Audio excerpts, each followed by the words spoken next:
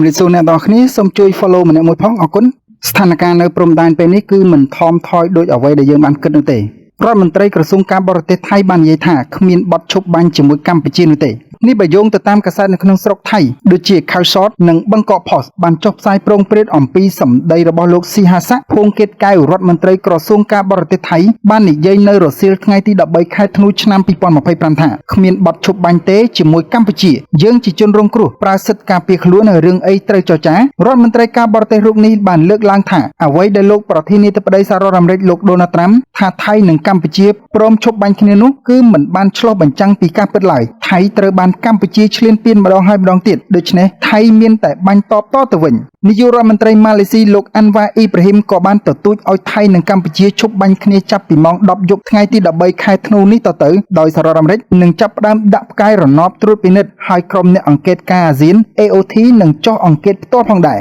លោកនាយករដ្ឋមន្ត្រីកម្ពុជាហ៊ុនម៉ាណែតបានគាំទ្រគំនិតផ្ដួចផ្ដើមនេះក៏ប៉ុន្តែរដ្ឋមន្ត្រីក្រសួងការពារជាតិថៃលោកណត្តផុនណភនិតបាននិយាយថាគ្មានបទបញ្ជាពីថ្នាក់លើឲ្យឈប់បាញ់ទេរហូតមកទល់នឹងព្រឹកថ្ងៃទី14ខែធ្នូនេះតើមានន័យថាយោធាថៃមិនអើពើនឹងសហរដ្ឋអាមេរិកហើយមិនខ្វល់នឹងសម្ដីរបស់ប្រធានអាស៊ាននិងបន្តបាញ់ផ្លោងចូលទឹកដីកម្ពុជាយ៉ាងកម្រឬយ៉ាងណាសូមជម្រាបផងដែរថាយោងទៅតាមក្រសួងការពារជាតិដែលបានរាយការណ៍ដោយលោកស្រីម៉ាលីសុជីតាមកទល់នឹងព្រឹកថ្ងៃទី14ខែធ្នូឆ្នាំ2025នេះកងទ័ពថៃនៅតែបន្តបាញ់ផ្លោងដោយកាំភ្លើងធំនិងរថក្រោះហើយយន្តហោះ F-16 ក៏នៅតែបន្តប្រតិបត្តិការលើមេឃក្នុងដែនអធិបតេយ្យរបស់កម្ពុជាដដែលដោយបានទម្លាក់គ្រាប់បែកនៅក្នុងតំបន់ព្រៃច័ន្ទទិសដៅព្រះវិហារបឹងត្រកួនចំណែកនៅតំបន់ប្រាសាទខ្នាវិញថ្មើរជើងថៃបានសម្រុករុលចូលមកយ៉ាងច្រើនក៏ប៉ុន្តែរុលចូលមិនរួចព្រោះខាងកម្ពុជាក្រាញននាលតទល់មិនរាថយសំណួរសួរថាហេតុអ្វីកងទ័ពថៃមិនព្រមឈប់បាញ់បើទោះបីជាមានការអំពាវនាវឲ្យឈប់បាញ់ពីថ្នាក់ដឹកនាំអន្តរជាតិសំខាន់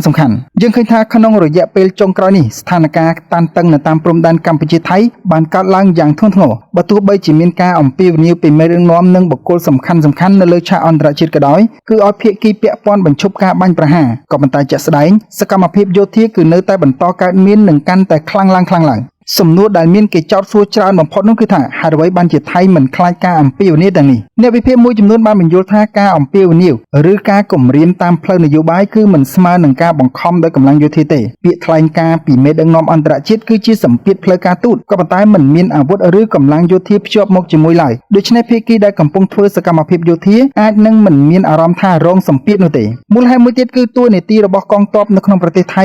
គឺមានឥទ្ធិពលខ្លាំងទៅលើបញ្ហាសន្តិសុខជាតិហើយការសម្រេចចិត្តមួយចំនួនអាចពឹងផ្អែកលើការយល់ឃើញផ្ទៃក្នុងជាងការស្ដាប់សម្ពាធពីក្រៅប្រទេសនៅពេលដែលកងទ័ពយល់ថាបញ្ហាមួយពាក់ព័ន្ធនឹងសន្តិសុខជាតិពួកគេអាចនឹងដាក់អត្ថប្រយោជន៍ទៅលើគោលដៅយោធាជាងការប្រមានផ្នែកនយោបាយបន្ថែមពីនេះទៀតមានការវិភាគថាភាគីថៃអាចយល់ថានឹងមិនមានការឆ្លើយតបយោធាភ្លាមៗពីប្រទេសធំៗនៅលើពិភពលោកទេដោយសារតែសម្ពាធអន្តរជាតិគឺត្រូវការពេលវេលាដូចជាកិច្ចប្រជុំការស៊ើបអង្កេតឬការចេញសេចក្តីថ្កោលទោសជាដើមខណៈដែលការវាយប្រហារយោធាអាចធ្វើឡើងក្នុងរយៈពេលតែប៉ុន្មាននាទីប៉ុណ្ណោះអ្នកជំនាញផ្សេងទៀតក៏បានលើកឡើងថានៅពេលខ្លះសកម្មភាពយោធាក្រៅប្រទេសអាចនឹងពាក់ព័ន្ធនឹងនយោបាយក្នុងស្រុកផងដែរដូចជាការបង្ហាញកម្លាំងឬការបង្រួបបង្រួមជាតិជាដើមនេះមិនមែនគឺជារឿងថ្មីនោះទេដែលប្រទេសជាច្រើននៅលើពិភពលោកក៏ធ្លាប់ប្រើវិធីសាស្ត្រនេះដូចគ្នាដើម្បីឈ្លានពានប្រទេសជាប់ខាងចឹងសរុបសេចក្តីមកកងទ័ពថៃមិនយកចិត្តទុកដាក់ចំពោះសម្ពាធអន្តរជាតិទេក៏ប៉ុន្តែពួកគេគិតថាសម្ពាធនយោបាយទាំងនេះមិនអាចរារាំងសកម្មភាពយោធាបានភ្លាមៗទេខណៈនេះសហគមន៍អន្តរជាតិក៏នៅតែបន្តតាមដានស្ថានភាពនិងអំពាវនាវឲ្យភាគីពាក់ព័ន្ធទាំងអស់ដោះស្រាយបញ្ហាតាមផ្លូវសន្តិវិធីដើម្បីការពារអាយុជីវិតនិងសុខសុវត្ថិភាពរបស់ប្រជាពលរដ្ឋសាមញ្ញនៅតាមបណ្ដោយព្រំដែនចុះអ្នកនរគ្នាយល់យ៉ាងណាដែរបញ្ចេញមតិម្នាក់មួយមកនៅក្រោមវីដេអូនេះហើយកុំភ្លេចជួយចុច like comment និង subscribe ម្នាក់មួយផងអរគុណជួបគ្នានៅវីដេអូក្រោយ